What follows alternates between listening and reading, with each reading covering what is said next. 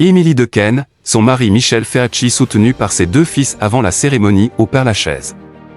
Michel Ferracci, comédien corse, a la mission douloureuse ce 26 mars d'accompagner son épouse Émilie Dequesne dans son dernier voyage après une lutte contre le cancer. Le duo d'acteurs venait de fêter, l'an dernier, ses 10 ans de mariage. Michel Ferracci, forcément très ému, était soutenu par ses deux fils Enzo et Maël. Émilie Dequesne a explosé au cinéma il y a plus de 2 décennies, lorsqu'elle a été choisie par les frères Dardenne pour incarner l'héroïne de Rosetta. Après une palme d'or et un prix d'interprétation, la carrière de la jeune fille est lancée.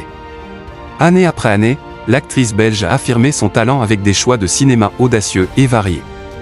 Le destin a pourtant mis un terrible coup d'arrêt à la vie de la comédienne du Pacte des Loups le 16 mars 2025, le cancer de la glande surrénale, une maladie très rare contre laquelle elle se battait depuis plus d'1 an et demi, a malheureusement eu raison d'elle.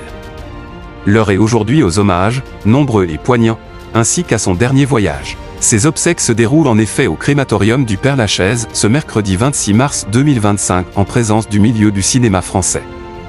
Mais aussi, évidemment, de ses proches, à commencer par sa fille unique Mila, et son mari, Michel Ferracci, lui aussi acteur.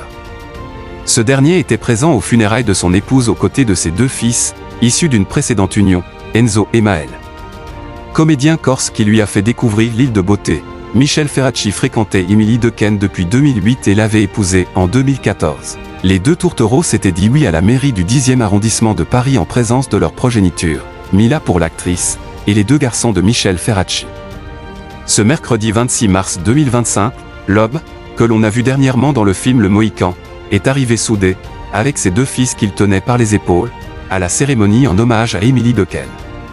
Sans doute l'acteur a-t-il été touché par le dessin de Jean-Charles de Castelbajac, intitulé Le courage et la lumière, réalisé en hommage à la comédienne et posté sur Instagram le jour de sa disparition. L'œuvre avait en effet été installée sur le lieu de la cérémonie. Ou bien par la chanson Émilie Jolie chantée par Julien Clerc, qui a résonné sur place, comme un dernier adieu à Émilie Dequesne. Michel Ferracci et Émilie Dequesne, en couple depuis 2008. Michel Ferracci et Émilie Dequesne formaient un couple particulièrement uni. Ils filaient le parfait amour et, d'ailleurs, l'actrice belge ne tarissait pas d'éloges envers cet homme de 58 ans, notamment lors de sa lutte contre le cancer, le remerciant pour son soutien inconditionnel face à l'épreuve.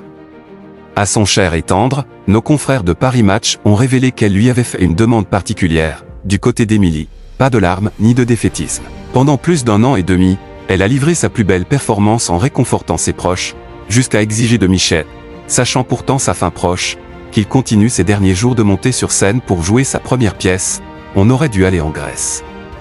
Comment se sont-ils rencontrés?